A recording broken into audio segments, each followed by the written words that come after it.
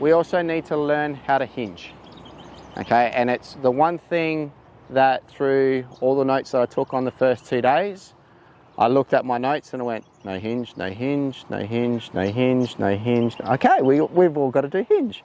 Now, hinging is probably the one part of the golf swing that is the one parameter that can create the most chaos in a golf swing. But it's also a key fundamental to the golf swing because it is one of the lever patterns that produce power. Also produces club face control. We need to learn how to hinge. We know when we need to know where to hinge. As we looked at your videos on the first night, you noticed when we all got up to what I would call arm parallel to the ground, your shaft was on an angle like this. Now, once we get into an angle of a shaft like this, we then start to create the issue of the lead arm going across the front of the chest too much and us getting stuck as we come back down into the golf ball. So we need to understand that as we swing the golf club back, as we're getting closer to what I would call arm parallel to the ground, that we would want to have a 90-degree angle between the shaft and the lead arm when we got to this point in the swing.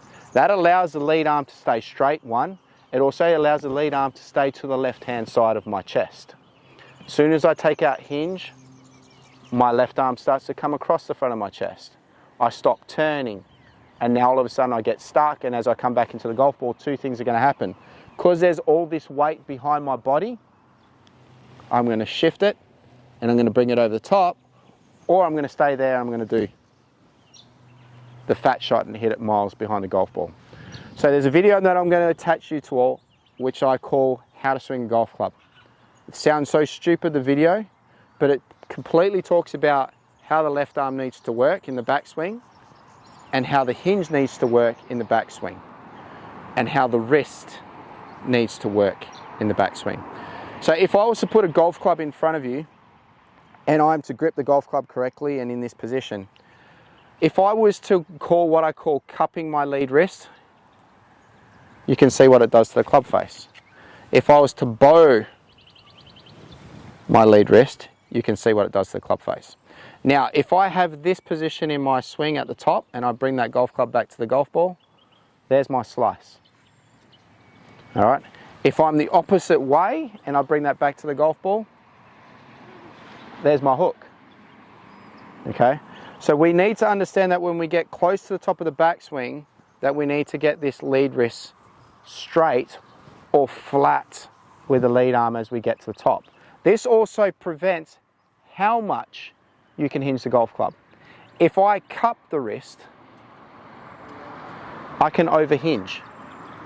If I bow my wrist, I can't hinge at all.